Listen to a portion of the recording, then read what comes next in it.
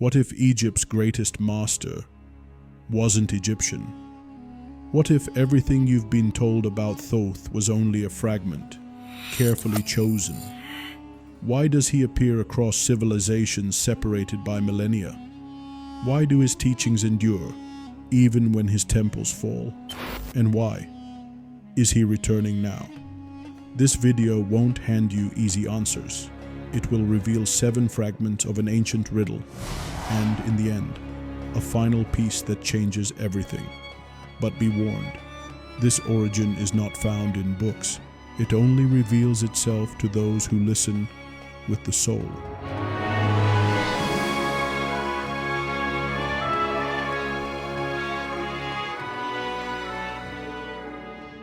The breaking of the myth. Thoth was not Egyptian.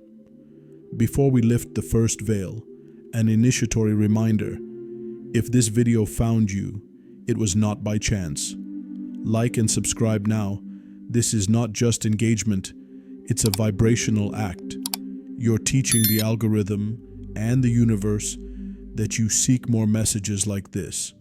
You are co-creating the field where the hidden becomes visible, and perhaps you're already ready to remember. Now dive into the enigma. The official story tells us that Thoth was an Egyptian deity, god of wisdom, writing, the moon, enchantments, and justice. The classic image shows a man with the head of an ibis, but something doesn't fit. How does this same archetype appear in Greece as Hermes Trismegistus, in medieval alchemy as the philosophical Mercury, and in Eastern traditions as a formless universal consciousness?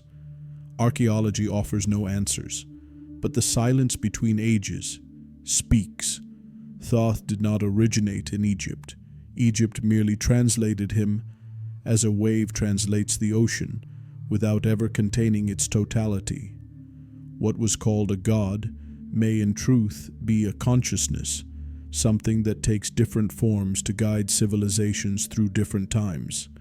The Neoplatonist philosopher Iamblichus once suggested that some divinities do not belong to a people, but to a cosmic cycle, and the records of the theosophical tradition go even further.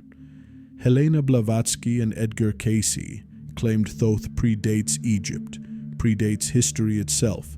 He would be an Atlantean consciousness that survived the fall. But why Egypt, and why at that specific moment? These questions echo not only through history but through the souls of seekers. Thoth didn't come from Egypt. He merely passed through. Like a comet that leaves traces yet does not belong to the sky it crosses. And perhaps that passage was part of something much greater, something that can only be understood at the end of this journey. But to reach that, you must keep going. In the next veil, we'll speak of Thoth's creation, not of his birth, but of the word that invoked him, the voice that creates, Ra's living word. If Thoth wasn't born in Egypt, then where did he come from? The answer isn't buried in excavations. It hides in the spaces between forgotten texts, in myths that survive time, and in the intuitions that flow across traditions separated by centuries. Blavatsky said Thoth was a survivor of Atlantis. Edgar Cayce in trance revealed that he was an Atlantean master who preserved the records of ancient wisdom before the fall. But his origin isn't geographic, it's vibrational. Thoth wasn't born, he was invoked. In certain ancient texts, he has no father or mother. He emerges through the voice of Ra, the creative word, not as sound but as consciousness.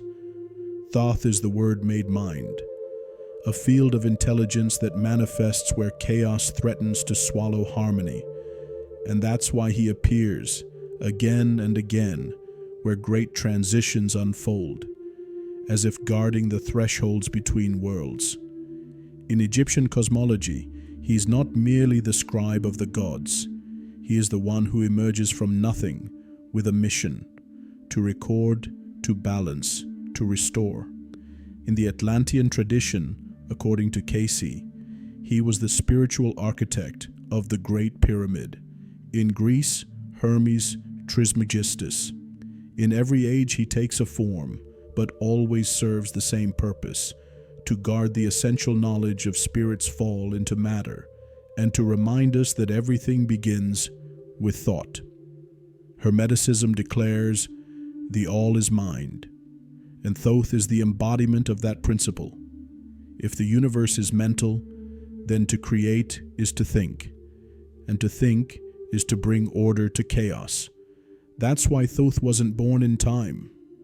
He is time itself, reorganized into consciousness, the word that speaks the world before the world exists. Modern science is beginning to touch this mystery. Information theory proposes that the universe may be read as a code. Neuroscience shows that thoughts shape brain structures, gained emotions reconfigure the body. Everything begins with intention. Everything is vibration structured into form. Thoth didn't come from Egypt. He came from the field where all form is born, the original Logos.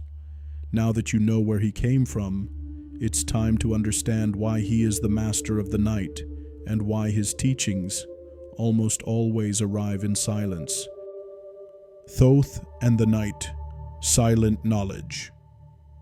It's no coincidence that Thoth is associated with the moon. While the sun symbolizes knowledge that illuminates, the moon reveals a different kind of wisdom, one not seen with the eyes, but sensed from within. Thoth is the master of what cannot be learned in books. He is the guardian of whispers in the night, of visions in dreams, of insights that emerge when the world goes quiet. His temple is introspection, his altar, the fertile space between thoughts. In Jungian psychology, this space is where the unconscious dwells. It's the symbolic cave where the soul meets its own reflections. Thoth is not the teacher who shouts. He is the one who observes, waits, and suggests.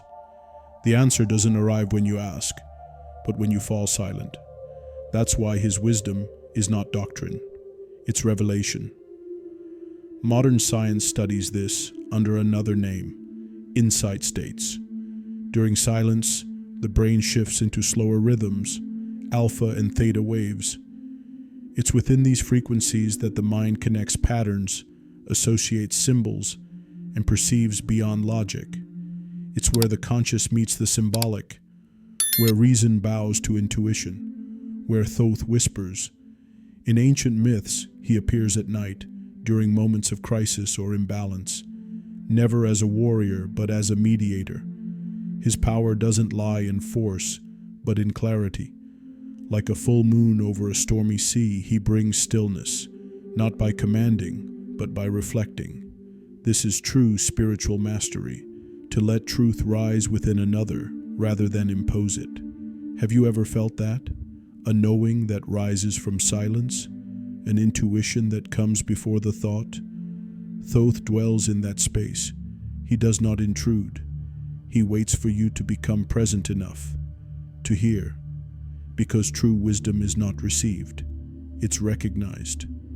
But why was this silent wisdom linked to sacred writing? How did the same master of silence become the creator of hieroglyphs? In the next veil, the answer: words can also be portals, and to write is to invoke. The master of codes, writing, magic, and reality. Have you ever written something during a moment of pain and felt relief? Or scribbled a desire on paper, only to see it come true months later? Is that just coincidence?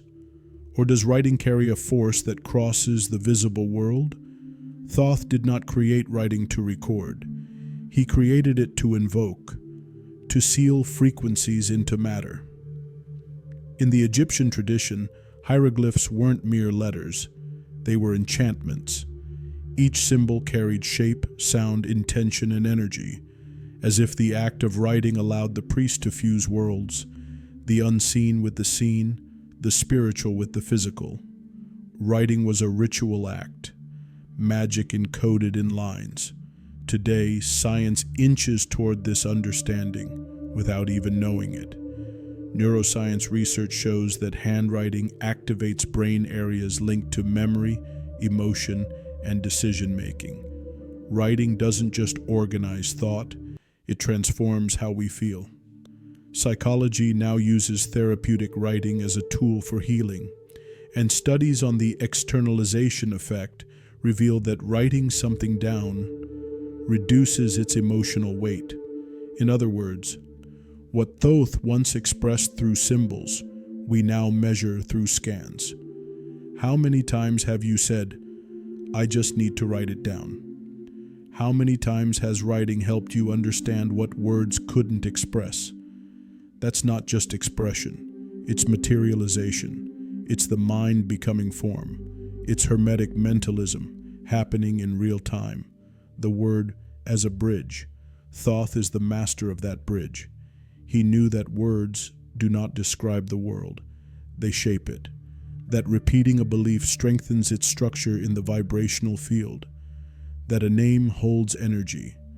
That a symbol invokes what it represents. And that writing unconsciously is to toy with forces that respond, even in silence. That's why every word is sacred. Have you ever stopped to think about what you write every day? In texts, on social media, in journals and goal lists. What if each word were an energetic decree? What if the universe doesn't hear your intentions, but your words, saying "nothing ever works for me" or "I am prosperous," isn't just venting, it's vibrational coding, everyday magic. In the next veil, you'll see that Thoth was not just the creator of codes, but also the guardian of balance between worlds, because one who masters language must also know when to stay silent and when to intervene to restore universal harmony. Thoth, the magician of cosmic harmony. Not all magicians cast spells. The wisest ones simply align. Thoth wasn't a sorcerer in the popular sense. He was the archetype of the silent magus, one who understands the laws and applies them with precision.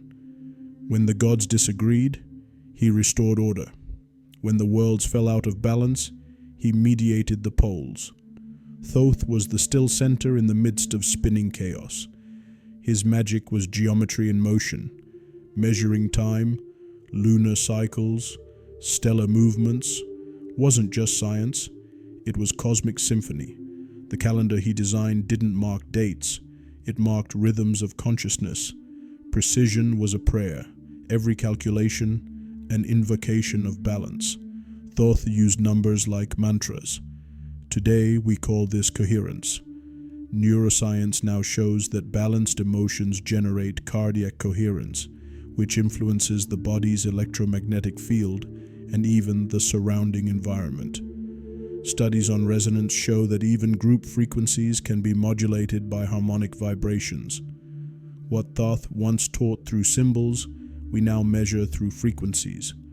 Inner harmony creates outer harmony, and magic is science applied with consciousness. It is vibration guided by intention. Have you ever noticed how everything flows when you're centered, and how everything collapses when you're in conflict? That's no coincidence. It's synchronicity, the reflection of your inner field in the external world. That's Thoth working through you, whether you knew it or not, because those who live in disorder cannot hear the sacred.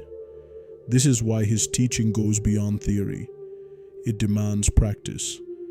Magic is not for those who want to understand. It's for those who are ready to apply. And if you've made it this far, perhaps you are. The ebook. The Key to Prosperity is not an ordinary manual. It is an initiatory tool for those ready to apply spiritual laws in the material world. Prosperity isn't about wealth. It's about vibrational alignment with the creative source. This wisdom has been encoded into practical but profound language, You'll find it in the pinned comment if you feel the call. But remember, only those who apply awaken. Now think, if Thoth was the master of harmony, why was he also the judge of souls? Why did the one who measured cycles also weigh the hearts of the dead? And what does that reveal about the way you are being judged right now, without even realizing it? The judge of souls, the invisible measure of consciousness. When the body died, the Egyptians believed the soul was brought before the tribunal of Osiris. There, before the sacred scales, the judgment took place. On one side, the heart of the deceased. On the other, the feather of the goddess Mat, symbol of truth. The one who balanced that scale was Thoth. He did not punish, nor did he absolve. He simply recorded what was. The scale didn't weigh deeds, it weighed lightness. The lightness of one who lived in truth, in harmony, in essence. And that's deeper than it sounds, because no one teaches us how to weigh our own hearts. Yet everyone in silence knows when it's grown too heavy. Thoth doesn't judge with words, he judges through vibration. Carl Jung once said, "One does not become enlightened by imagining figures of light, but by making the darkness conscious." This judgment is not a future event, it's present. It happens every time you look at yourself with honesty. Every time life mirrors back something you refuse to see. Thoth, in this sense, is the symbol of total self-awareness, the one who knows what you feel even when you lie to yourself, the one who records everything your soul emits. Have you ever felt guilt for no apparent reason? Or found peace when the world insisted you should be suffering? Maybe your soul knows more than your mind, and maybe it's already being weighed, not by an external God, but by a part of you that still remembers the origin, and that won't accept anything less than truth. Thoth's records are like mirrors. He doesn't respond to what you show, but to what you are. And this principle echoes through spiritual traditions across the world, from the Akashic records in Hinduism to Jung's visions of the collective unconscious. Everything is recorded, and everything vibrates back. Are you ready for the reflection? Now, if Thoth records our vibrations and judges in silence, why is his name echoing once more? Why are more and more seekers sensing that he's returning? And what does this return reveal about the collective awakening and about who you truly are? The return of Thoth. Why he has come back now. Thoth never truly disappeared, but something has shifted. In recent years, his name has begun echoing once more. Among seekers, therapists, alchemists, writers, spiritualists, ancient books are being rediscovered. Forgotten symbols are gaining new life, and what was once mythology is now a language of transformation. Why? Because archetypes do not die, they sleep. Jung said that when humanity needs it most, the collective unconscious reactivates the right symbols for the next phase of the psyche. Thoth is one of those symbols. He represents the bridge between science and spirit, reason and intuition, magic and method. And the modern world is desperately divided. We are technologically advanced and spiritually exhausted. Perhaps that's why his principles are returning with such force. Mentalism, correspondence, vibration, polarity. Quantum physics speaks of subtle fields. Neuroscience proves that thoughts shape reality. And Hermeticism whispers, Thoth said it first. You just weren't ready to hear it. But now we are.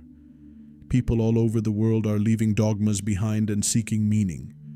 They want more than answers. They seek integration. And Thoth doesn't offer certainty.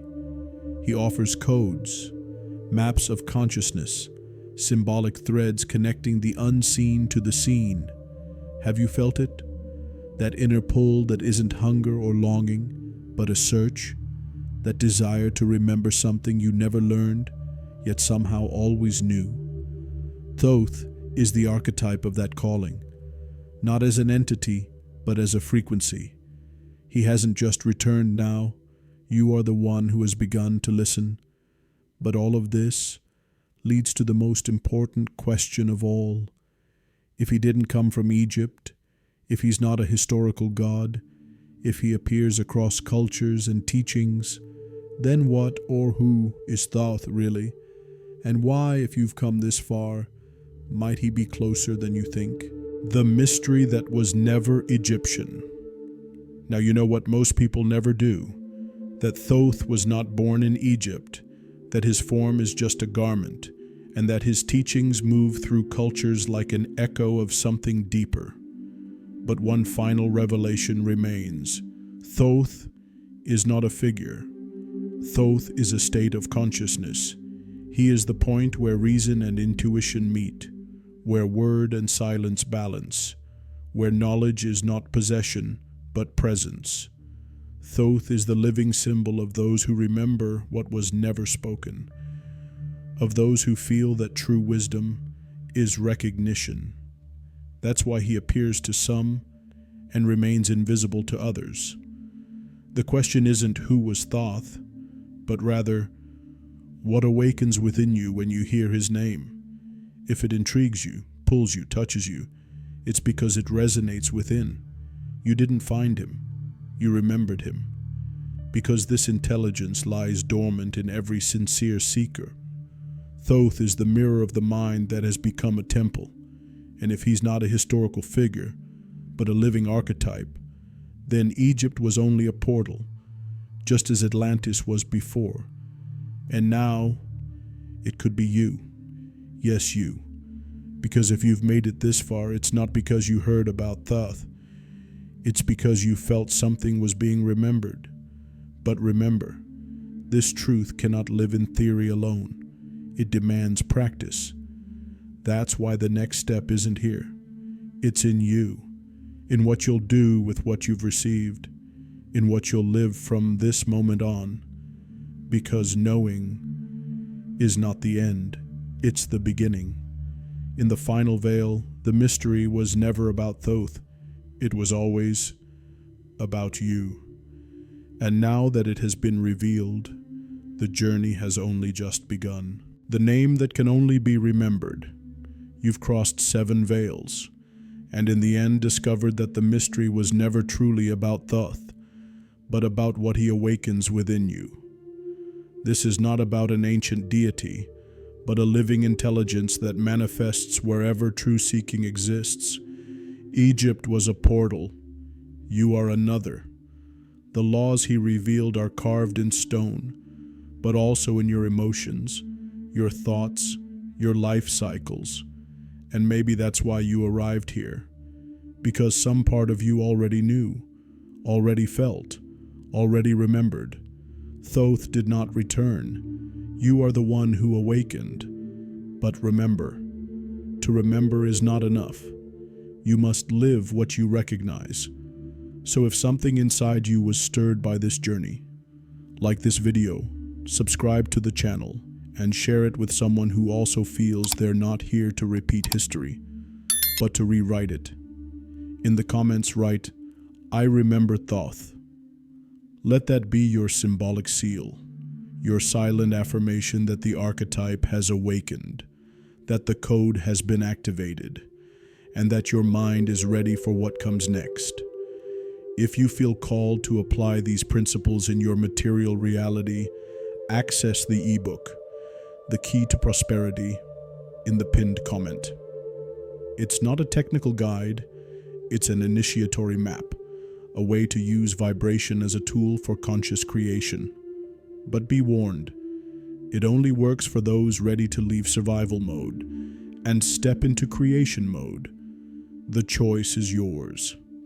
Now, if something still resonates within you, the next video was made to continue that remembrance.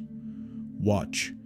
Everything they hid about the Akashic records, only the spiritually ready will understand. Perhaps what you're still missing has already been recorded. We'll see you on the other side.